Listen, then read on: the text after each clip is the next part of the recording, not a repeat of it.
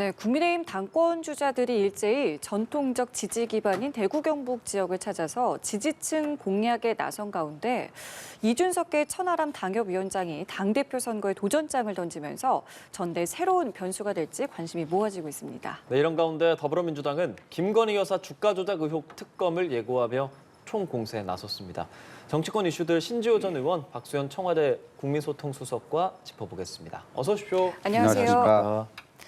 네, 먼저 국민의힘 당권 주자들의 움직임부터 살펴보겠습니다. 앞서 전해드린 것처럼 김기현, 안철수 의원이 대구를 찾았는데요.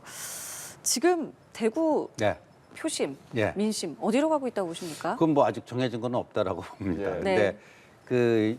보통 일반 국민 여론조사 할 때랑 네. 이게 당원 투표할 때랑 차이점이 뭐냐면은 일반 국민 여론조사는 이제 전국적인 인구 분포에 맞춰서 연령별, 지역별, 성별 네. 그 분포대로 하는데 당원 투표는 이제 책임 당원 자격을 얻은 사람들 지금 84만 명 정도로 지금 이제 추계가 됐습니다. 그런데 대구 경북은 아시다시피 이제 보수 정당의 뿌리고 뭐 보수의 심장 예. 그리고 당원 분포도 대구 경북이 한 25% 정도인 것 같아요. 그러니까 실제 전국적인 인구 분포 대비 굉장히 비중이 있고 그렇죠. 또 대구 경북에서 뜨기 시작하면 전국적으로 좀 바람을 탈 수 있을 것이다 하는 계산도 있는 것 같고요. 그리고 어제 또 대통령이 구미 금호공대도 가고 예. 그러니까 또 대통령하고 같이 좀 이렇게 동행하는 듯한 분위기를 연출하는 게 본인들 투표에 좀 도움이 되지 않나 그런 또 계산을 한 것 같습니다. 네. 그 연출을 둘이 같이 하고 있습니다. 같이 대구로 향하고 있기 때문에 지금까지 상황을 봤을 때 전통적인 지지층의 표심은 어디로 좀 더 기울었다고 보고 계세요?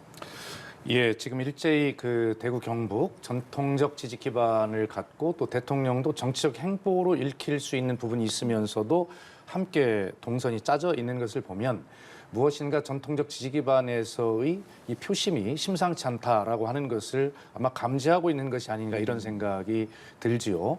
자, 우선 나경원 전 의원의 당대표 불출마 선언 이후에 예. 아마 이준석 대표의 축출, 그다음에 이렇게 유력한 주자들을 어떤 윤심이 작용하는 정당을 만들기 위해서 자꾸 무엇인가를 억압하고 억누르고 축출한 이런 모습들을 보면서 아마 이준석 대표 때 새로 입당한 새로운 어떤 당원들의 흐름이 예. 이런 어떤 의도하고 있는 흐름에 맞춰질 것인가라고 하는 것이 관건인데 현재로 봐서는 나오고 있는 여러 가지 여론의 흐름들을 보면 예. 네. 그렇지 않은 것 아닌가? 뭔가 심상치 않은 일이 일어나고 있는 것 아닌가?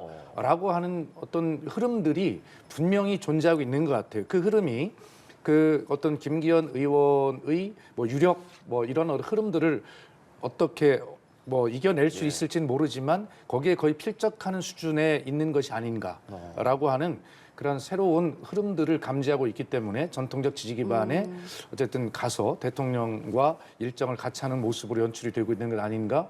하여튼 저는 좀 굉장히 좀 재미있게 지켜보고 있습니다. 네. 근데 우리 박수석께서 정치적 상상력이 아주 그냥 좀 뛰어나신 것 같습니다. 그러니까 뭔가 보수의 텃밭에서 이상 기류가 발생했기 때문에 화들짝 놀라서 그걸 빨리 불을 끄기 위해서 대통령도 달려가고 뭐도 했다 그러는데 그럼 그런 이상 기류가 어디서 어떻게 나타나는지 무슨 비슷한 근거라든가 정황이 제시가 돼야 되는데 전혀 없지 않습니까? 그리고 이제 오늘과 내일이 이제 국민의힘 후보 등록 아닙니까? 네. 후보 등록이고 이제 전당대회가 공식적으로 이제 시작되는 거고 하니까 보수의 텃밭이자 보수의 심장이라고 가는 곳에서 뭔가 이제 주자들이 이거를 스타트를 하고 싶은 네.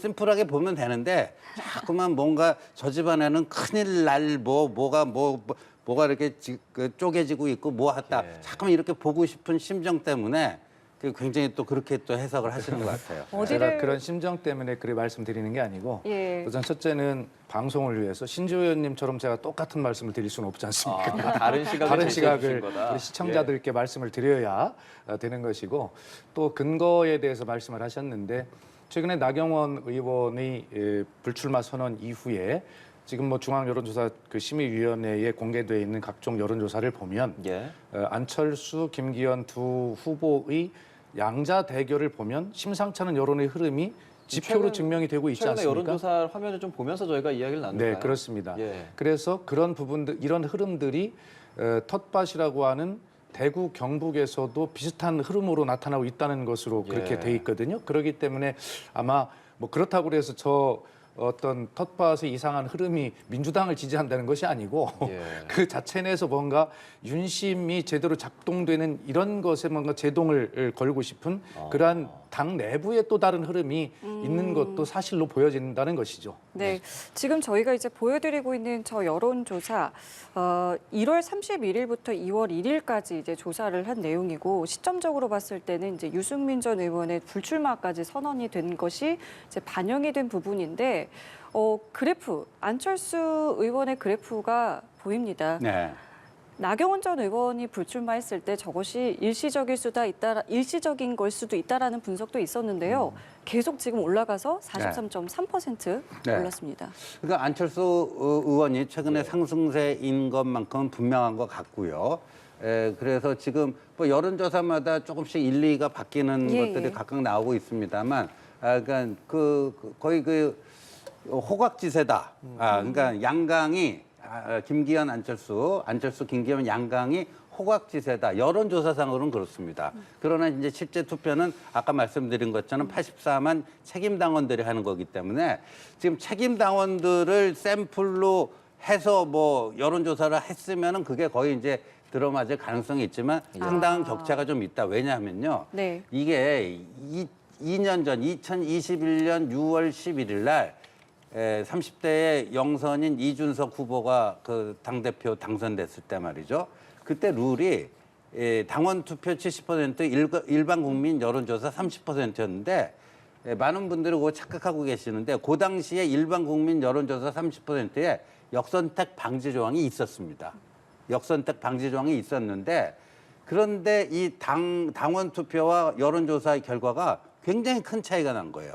이 당원 투표 70%에서는 나경원 후보가 이준석 후보보다 한 4% 정도 앞서는 걸로 나왔는데 역선택을 방지한 일반 국민 여론조사에서 이준석 후보가 나경원 후보가 무려 30% 이상 앞서는 걸로 나왔어요. 예, 예. 그러니까 가중치는 당원 투표가 2배 이상인데도 거기서 모자란 거 다 상쇄하고도 6% 정도가 남아가지고 당선을 한 거거든요. 네. 그러니까 그거를 근데 그 이후에 그 당시에 이제 책임당원 투표권이 있었던 사람들은 25만 명이고 네. 지금은 84만 네. 명이니까 이게 바뀌었으니까 뭐라고 쉽게 예단할 수는 없습니다. 예. 그런데 많은 언론에서 일단 국민의힘 지지층으로 국한된 저 여론조사를 가지고 어떤 흐름을 이끌려고 하는데 네. 굳이 예를 들자면 2년 전에는 정반대의 그 결과도 나왔었다 하는 것도 유념할 필요가 있다. 이대로 갈 수도 있지만 전혀 다른 이제 어떤 그렇죠. 결과가 나올 수도 네. 있다라는 말씀이시군요. 예, 책임당원 수가 많이 올랐잖아요. 네. 그러니까 거기서 우리가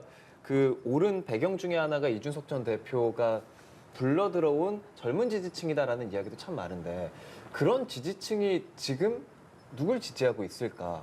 안철수 의원 쪽이라고 보는 편이 맞겠습니까? 어떻습니까? 그런데 그 이제 그 이준석 당선될 때는 25만 명인데 지금 84만 명이면 한 60만 명이 늘었잖아요. 그러니까 그 뭐 이준석 당 대표 시절이니까 이준석이 불러들인 그럼 저 젊은 층이냐?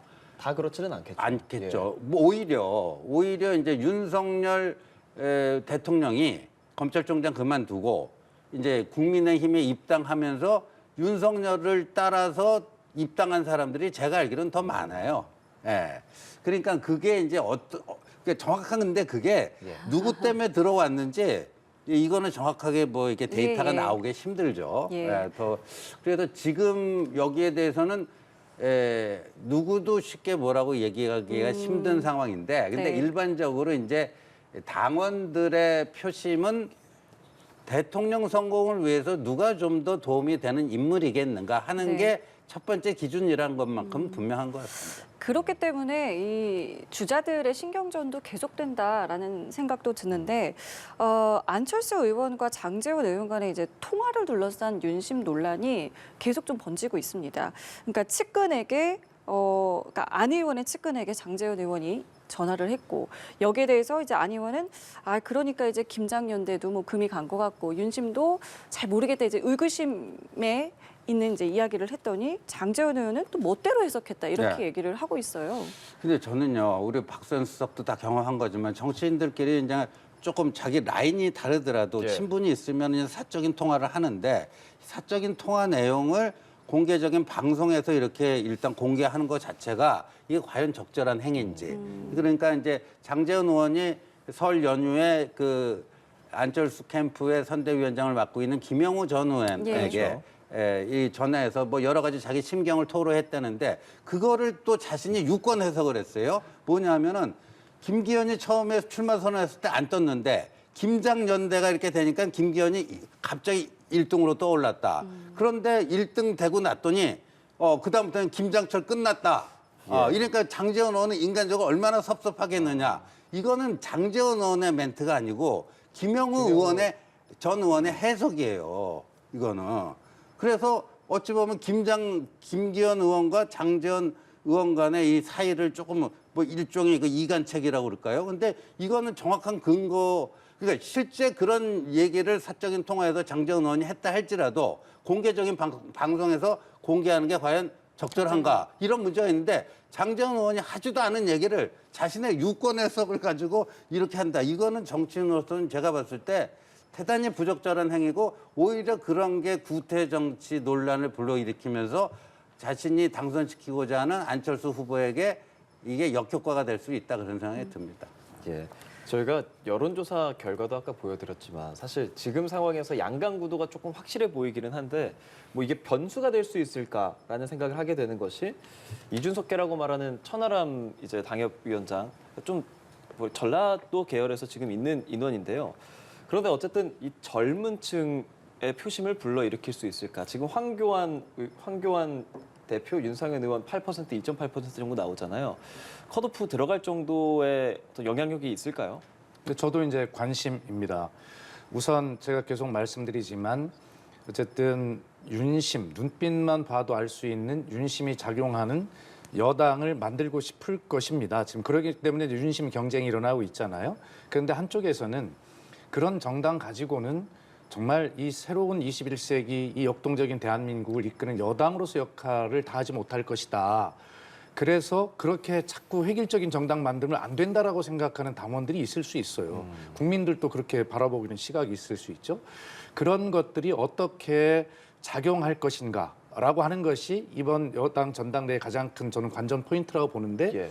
바로 거기에 이준석 전 대표가 이제 참전하기 시작했다 저는 이렇게 봅니다. 예. 우선 이준석 께인 천하람 국민의힘 당협위원장이 직접 대표 출마를 선언을 했고 그렇죠. 또 이어서 이준석 전 대표가 직접 김용태 최고위원 후보의 후원 회장을 맡으면서 또 함께 돌아다니면서 자신의 그 출간 저서에 대한 홍보도 하는 이제 예. 실질적으로 정치를 재개한 움직임을 보이고 있잖아요. 예, 예.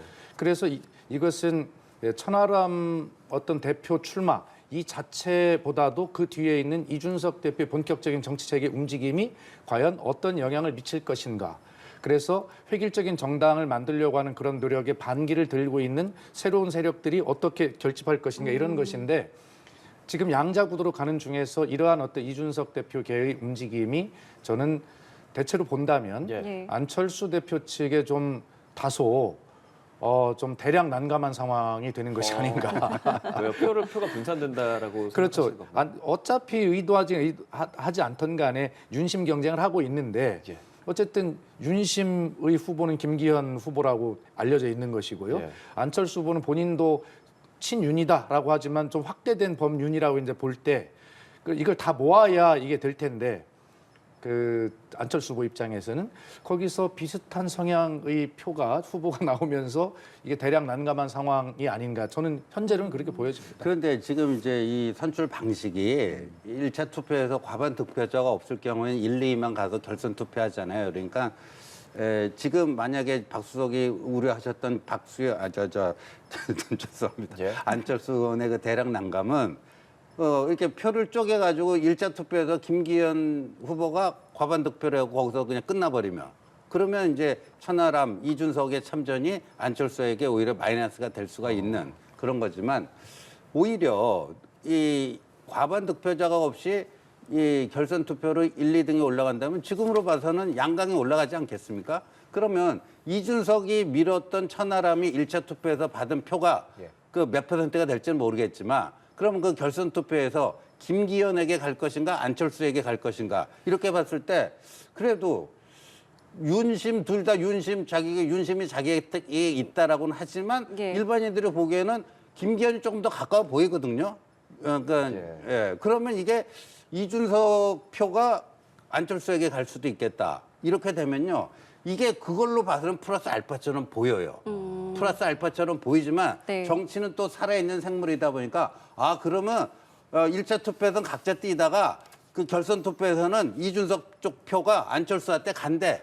이렇게 되잖아요. 네. 그러면 이제 이 철석 연대가 되는 거예요. 안철수와 이준석의 철석 연대가 돼갖고 그러면 이 당원들이 뭐야 그러면 안철수의 정체성은 도대체 뭐지? 자기 입으로는 뭐 친윤임, 범윤이라고 해놓고 또 이준석하고 연대? 도대체 이 사람은 뭐지? 또 이렇게 되는 마이너스 알파도 있다. 지금 신 의원님 말씀처럼 1차 투표, 결선 투표를 따지기 전에 네. 우선 컷오프에 어떤 영향을 미칠까가 더 관심일 겁니다. 현재로는 4인 컷오프인데 네. 천하람 후보가 등록을 하고 과연 이 4인 컷오프에 들어올 것인가. 네네. 이게 우선 관건 아니겠어요? 만약에 4인 컷오프의 기존 예상과 달리 하나를 제키고 천하람이 들어온다고 한다면 거기서부터 굉장한 파장이 일기 시작할 것은 틀림없어 보입니다. 네. 그 이후에 우리 신재 의원님께서 말씀하신 그런 시나리오들이 1차 투표, 2차 투표에 아마 적용이 되겠죠. 네. 저는 그래서 이 컷오프에 들어올 거냐라고 네. 하는 것이 훨씬 관건입니다. 그러면 조금 전에 저희가 여론조사 봤지만 김기현 의원 같은 경우에는 지금의 이 어떤 흐름들과 추세를 좀 어떻게 바라보고 있을까요?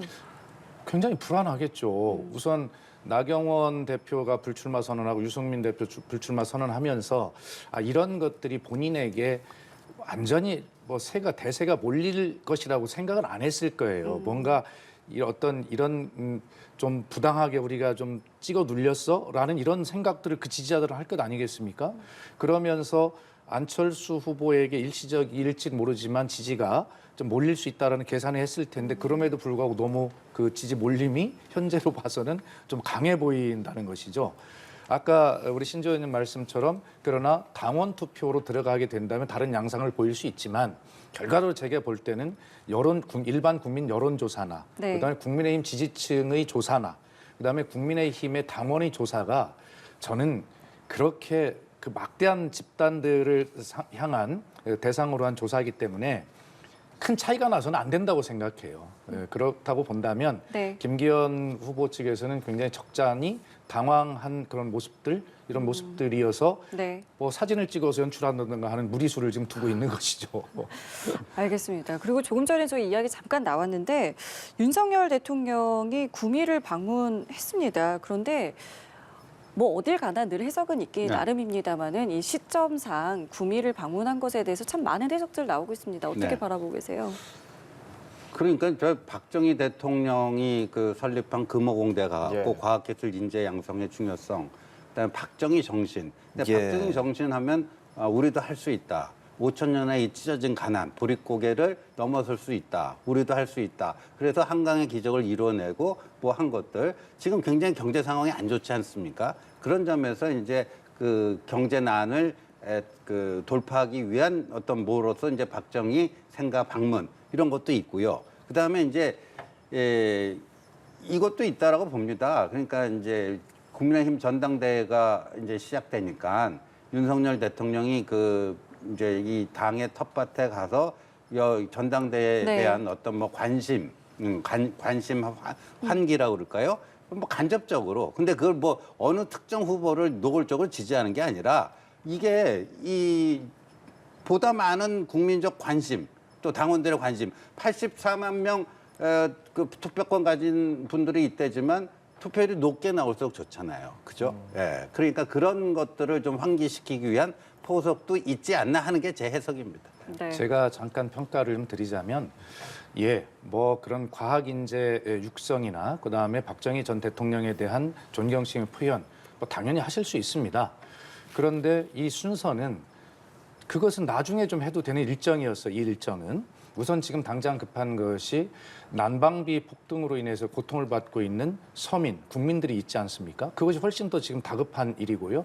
그다음에 어제 발표됐습니다만 1월 무역 적자만 보더라도 역대 최고치고 작년 동기 대비 20%의 수출이 급감하고요. 무역 적자가 쌓이고 있는데 이러한 어떤 민생 현장을 가셔서 좀 돌아보시고 대통령의 강한 의지를 극복 의지를 보여주고 국민을 위로하고 이런 것이 지금 구미의 일정보다 뭐 저것도 하실 수는 있지만 그것보다 먼저 이것을 하시고 저것은 적당한 때 정치적 오해도 피해가시면서 하실 수 있는 일이거든요. 그런 측면에서 보면 정치적 의도가 뭐 있다라고 그렇게 오해를 받을 수 있는 일정이죠.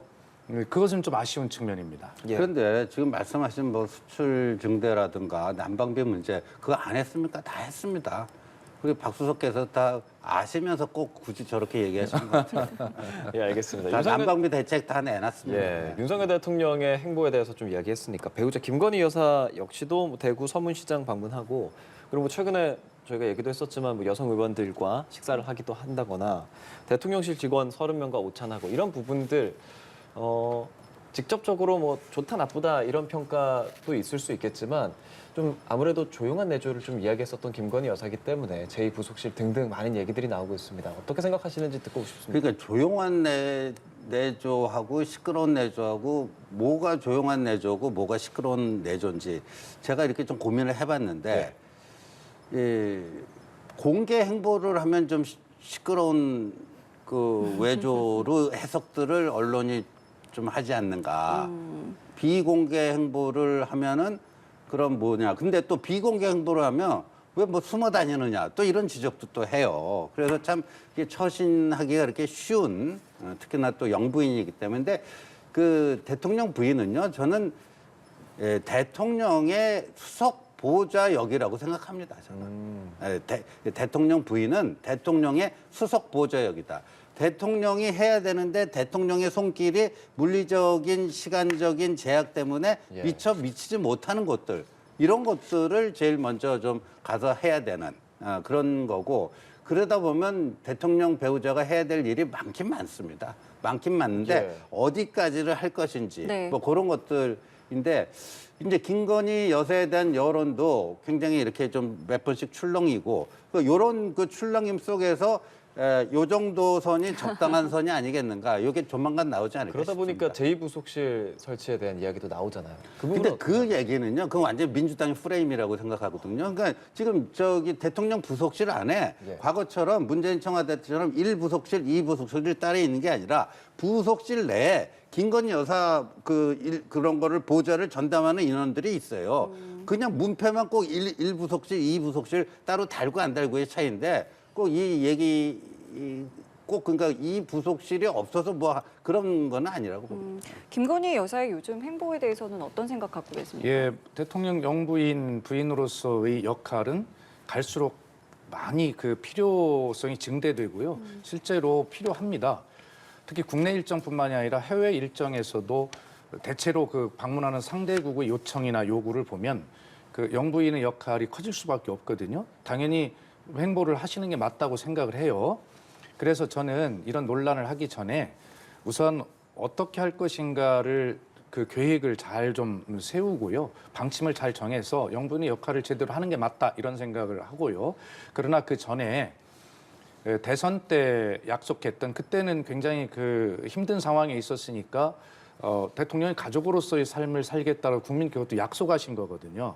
그럼 그 문제는 한 번쯤 국민께 다시 말씀을 드려서 실제로 대통령이 돼 보니 뭐 이렇습니다. 그래서 그때 그런 약속을 드렸지만 그것은 그때고 지금은 이렇게 좀 바꿔 나가겠다는 선을 한번 분명히 거주셔야 되고요. 그다음에 김건희 여사에 대한 각종 고소고발 의혹들이 많이 있는데 그중에 다른 건 모르겠습니다만 적어도 국민들이 쉽게 이해하고 계신 논문 표절이나 이런 부분들에 대해서는 굳이 뭐 어떤 결론이 나기 전에라도 사실 그 제가 부족한 점이 있었습니다라고 그 부분은 한번 각종 의혹 고소고발 중에 대표적으로 그 부분은 스스로 한번 정리를 하신다든가 그래야 뒤가 안 무거울 거 아니겠습니까? 맨 그런 것 놔두고 저렇게 하시는 것은 어떨까 하는 생각이고요. 그다음에 세 번째는 하시는 건 좋은데 일정이 너무 많으세요. 제가 볼 때. 그래서 일정을 조금 줄이시고 집중해서 하시는 것을 저는 뭐 권해드리고 싶고요. 제2부속실도 지금 대통령실에서 지금 보조화를 받으신다고 하신 것은 분명하게 잘못을 인정하고 계신 거예요. 대통령실은 대통령의 업무를 보좌하는 인력이지 영부인의 업무를 보좌하라는 게 아니거든요. 어떻게 보면 불법, 위법일 수 있어요. 그렇기 때문에 제2부속실 공약도 폐지한다고 정확히 말씀드리시고 정식으로 설치하셔서 뭐 제대로 잘 하시길 바랍니다. 그게 다 국민을 위하고 국익을 위해서 영부인 역할을 제대로 해야 될 것 아니겠습니까? 그런 일들만 하시면 저는 뭐 별로 문제 없다고 생각합니다. 짧게 제가 대답하면 이미 그거 다 해명을 했던 것 같아요. 제 기억에는 대통령께서 그때 이 대통령 되고 보니까 대통령이 할 일이 너무 많은데 그 배우자의 도움이 필요하다 그 얘기를 했고요.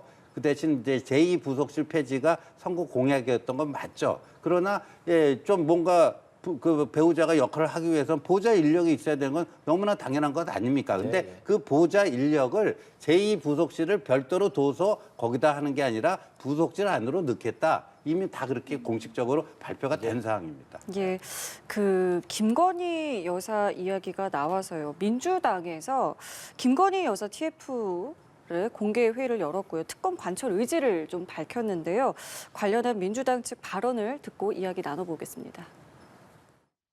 김건희 여사의 주가 조작 의혹이 눈덩이처럼 커지고 있습니다. 하지만 윤석열 검찰은 철저히 뭉개기로 일관하고 있습니다. 윤석열 대통령이 강조하는 법치는 대통령의 가족에겐 예의입니다. 대통령의 법치는 오직 야당 대표와 전 정권 인사들에게만 통하는 고장난 저울일 뿐입니다. 윤석열 대통령과 검찰이 끝내 모르쇠로 일관한다면 민주당은 비상한 각오로 김건희 특검을 반드시 관철할 수밖에 없다는 점을 분명히 밝힙니다. 네, 지금 저희가 본 이 김건희 여사의 주가 조작 의혹 특검뿐만 아니라 이상민 장관 탄핵안까지 이제 민주당이 카드를 꺼내 들었습니다. 어떻게 보십니까? 이게 그러니까 이제 맞대응이 강하죠. 이재명 대표에 대한 수사. 그러니까 이제 최선의 수비는 공격이다. 뭐 이런 말이 있잖아요. 수비를 위해서라도 공격을 해야 된다. 그리고 또 이슈, 저는 이제 꼭 요럴 때마다 김의겸 그 대변인이 지난번에도 청담동 술자리 의혹을 폭로한 것도 그렇고 요번에 뭐 추가 주가 조작 의혹이다 한 것도 그렇고 이른바 이재명 사법 리스크가 절정에 오를 때마다 이제 김의겸 대변인이 그런 것들을 하나씩 톡톡 던지더라고요. 그게 이제 이른바 이슈를 적기 위한 뭐 그런 건데 뭐 필요하면 해야죠. 이제 실체적 진실이 있으면 해야 되는데 저는 뭐 그 김건희 특검과 이상민 장관 그 탄핵 추진이 민주당이 과연 그 끝까지 그 마무리까지 감당할 수 있는 그런 것이 과연 될 수 있겠는가? 그러니까 일단 맞불용으로 한번 이렇게 시작을 하는 게 아닌가. 마무리가 안 될 겁니다, 저거는. 어떤 식으로 안 된다는 말씀이시죠? 왜냐면요, 이상민 장관을 다수 의석이니까 그 국회 본회에서 탄핵 소추안 의결은 할 수가 있어요. 네. 해야 되는데 그러면 헌법재판소에서 그러면 이제 이상민 장관 직무 정지가 됩니다.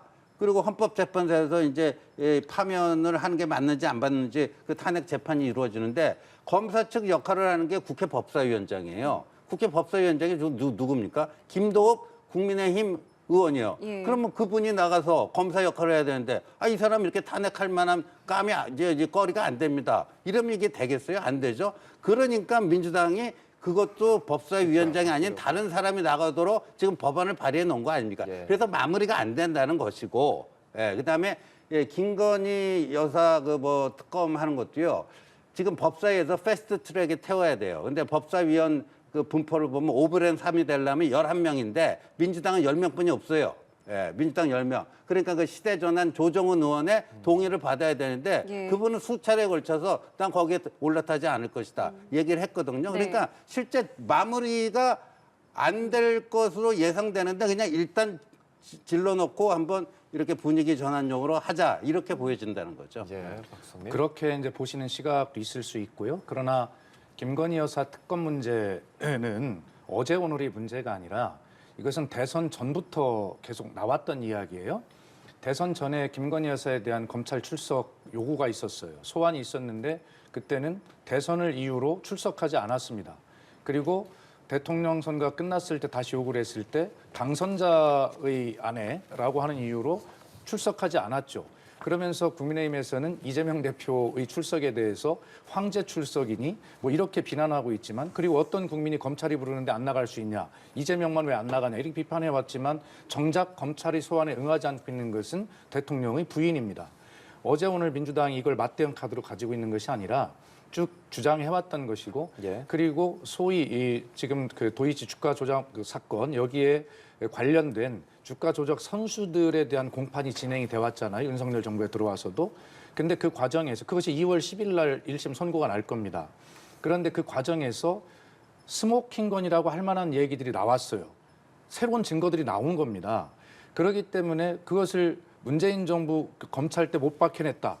저희 몰랐죠. 그런 것들을 밝혀진. 근데 그것이 공판 과정에 드러난 거예요. 새로운 증거들이 속속 드러나 있기 때문에 이건 새로운 국면을 맞이하고 있는 것이거든요. 그리고 여론조사를 찾아보면 국민의 한 60% 정도도 김건희 여사 특검에도 찬성하고 있는 상황이에요. 동력이 충분합니다. 지금 신재 의원님 말씀대로 법적 절차에 법사위 문턱이 문제가 될 수 있습니다만, 그러나 그것만 있는 것이 아니라 본회의 트랙이 따로 있을 수 있다라고 저희는 보고 있어요. 특검법에 대해서. 네. 그렇기 때문에 이 문제는 이재명 대표의 사법 리스크에 대한 맞대응이나 물타기가 아니라 이미 오래전부터 쭉 주장해왔던 것이고, 그리고 공판 과정에서 결과적으로 김 여사에 대한 그런 어떤 공소장의 이름이 그것도 100몇 번 등장한다는 거 아닙니까? 그리고 그 검사의 질문을 통해서 새로운 사실이 드러난 것이에요. 그렇기 때문에 이것은 특검으로 갈 수밖에 없다는 것을 주장하는 것이지, 저희가 이재명 대표와 맞대응하기 위해서 이것을 갑자기 꺼낸 것이 아니다는 말씀을 드립니다. 그 이상민 장관 탄핵안과 관련해서 사실 지난해에는 이걸 추진했습니다마는 지적해 주신 대로 이제 헌재에 가서 혹시 역풍이 불진 않을까라는 내부 의견들이 좀 있었다고 알고 있는데, 이 부분은 좀 정리가 됐을까요? 지금 이제 그 당시에 이제 그런 부분들을 걱정하는 여론도 일부 있었습니다만, 예. 지금은 많은 것들이 진행이 되는 과정에서 보니까 도저히 안 되겠다라고 하는 것이 민주당 내 의원들이 대다수 의견으로 그렇게 알고 있습니다. 그때 12월 때 그럼 해임 건의안 단독으로 하고 대통령실에서 입장 안 내고 사실상 거부였었잖아요. 그때 바로 안 하고 조금 기다렸다가 지금 하는 상황에서 또 이재명 대표 뭐 타법 리스크라고 해서 그래서 국면 전환용이다 이런 이야기들을 국민의힘에서 하고 있잖아요. 시기적인 부분에서. 지금 이상민 장관 뭐 이런 탄핵 가지고 국면이 전환이 될까요? 그게 국면 전환용 카드가 됩니까? 그렇게 보지는 않고요. 다만 이제 그 뒤에 이제 국정조사가 합의돼서 어렵게 열렸잖아요. 근데 그런 과정을 안 지켜보고 또 탄핵하냐라고 또 계속 국민의힘에서 이제 이야기를 하니까 결과적으로 국정조사 결과를 보고 결정할 수밖에 없었는데, 그 시기가 지금 와서 맞는 것이죠. 예. 알겠습니다. 자, 그리고 김건희 여사 그 추가 주가 조작 의혹 공방이 이게 지금 김의겸 대변인은 아까 말씀하셨습니다마는 대통령실이 고발을 했는데 네. 민주당이 대통령실 관계자를 이번에 무고 혐의로 네. 맞고발을 했거든요. 김의겸 의원이 그렇게 한다고 했으니까 뭐 그거야 뭐 그 무고죄로 또 맞고서 하고 본인 자유니까요. 근데 예. 김의겸 의원은 그 이제 다 명명백백한 그 허위 날조였다는 게 다 드러난 청담동 술자리 의혹에 대해서도 제대로 된 사과 한마디 좀 않고 있는 그런 분 아닙니까? 이분이 명색이 신문기자 출신인데 기자실에는 기사를 그렇게 쓰지는 않았을 거라고 봐요. 어떤 제보가 들어오더라도 최소한의 육하 원칙이 어떻게 구성되는지 이른바 팩트 체크를 해보고 나서 기사를 썼을 텐데, 그러니까 거기서 뭐 법조팀장도 하고 사회부장도 하고 그런 게 아닌가 보여지는데, 이분이 국회의원 되더니 그러면 그때보다도 더 신중하고 치밀하게 뭔가를 의혹 제기를 해야 되는데, 이제는 면책특권 뒤에 숨어서 제대로 된 팩트 체크도 안 해보고 무조건 질러보자 이래가지고 지난번 청담동 술자리 의혹을 해갖고 그게 아닌 게 다 지금 수사 과정에서 드러났잖아요. 요번에 추가 주가 조작 혐의도요. 뭐 뉴스타파라고 하는 그 매체를 그대로 인용했던데, 제가 그 뉴스타파 기사를 꼼꼼히 다 읽어봤는데요. 주가 조작이라고 하려면요, 그러니까 언제 사서 언제 팔았는데 차익은 얼마가 남았고 그때 어떤 이상한 흐름이 있었고, 주식시장에 어떤 이상한 흐름이 있었고, 뭔가 허위 정보를 뭐 띄워가지고 뭐 주가를 부양한다든가, 그래갖고 그 꼭지점에서 팔아먹고 다른 사람들은 뭐 상투 잡게 만들었다든가 뭔가 그런 그림이 그려져야 될 거 아니에요. 그림 자체가 없어요. 그냥 그 주식 샀다가 뭐 매매했다. 그럼 주식 거래하는 사람들은 다 주가 조작, 그럼 잠재적 혐의자입니까? 그런 식이에요. 이것도 이번 것도 거의 청담동 수준의 무책임한 폭로였다. 그러니까 거기에 대해서 이제 한 번 잘못했는데도 뭐 전혀 그 반성의 기미가 없으니까 이번에는 대통령실에서 직접 법적 조치를 취한 것 같고 거기에 대해서 뭐 김의겸 의원이 뭐 하는 건 본인 자유죠. 예. 대통령실에서 국회의원 이런 문제를 가지고 직접 고소고발하는 것이 맞나요? 저는 생각을 하고요. 김의겸 의원이 어디서 제보를 받아서 확인을 안 하고 한 것이 아니라 언론에 보도가 된 것입니다. 뉴스타파가 보도를 했고 뭐 방송도 보도를 한 사실을 가지고 국회의원이 어떻게 된 거냐 물을 수 있는 것이죠. 그런데 자 그것이 문제라고 말씀을 하신다면 그러면 이재명 대표에 대한 그 검찰발 허위 피의 사실 공표로 나온 그 많은 언론을 가지고 국민의힘의 그 모든 지도부 모든 의원들이 그렇게 맹폭을 하면서 그렇게 하는 것은 김의겸 의원의 질문과 무엇이 다릅니까? 그러면 국민의힘의 이재명 대표에 대한 피의 사실에 대해서 팩트 체크하고 다 확인하고 질문하는 것입니까? 고발당해야 될 거 아닙니까? 김의겸 의원을 저는 이렇게 생각해요. 대통령실이 고발을 하려면 그렇게 보도한 언론을 상대로 언론중재위원회 제소를 하든가 아니면 소송을 제기하든가 할 수 있는데 그 언론을 인용해서 질문을 한 국회의원을 상대로 직접 고소고발한다라고 하는 것은 대통령실의 과잉 대응입니다. 그래서 이런 와중에서 국민의힘에서는 과거 문재인 정부 때도 김정숙 여사에 대한 걸 얘기를 하던데 저희 때 그것을 인용해서 질문한 국회의원을 고소고발하지 않았어요. 그 언론을 상대로 언론중재위원회 제소를 하고 안 되자 또 소송도 한 적은 있지만 그것을 인용해서 이야기한 국회의원을 상대로 대통령실이 고소고발한다라고 하는 것은 그것은 저는 대통령실의 속좁은 과잉 대응일 뿐만 아니라 국회의원의 국민의 어떤 대표성마저 위축시킬 수 있는 그러한 것이다라는 말씀을 드리고 싶어요. 예, 오늘 두 분과 많은 말씀 들었습니다. 지금까지 신지호 전 의원, 박수현 전 청와대 국민소통수석과 함께했습니다. 안녕히 가십시오. 고맙습니다.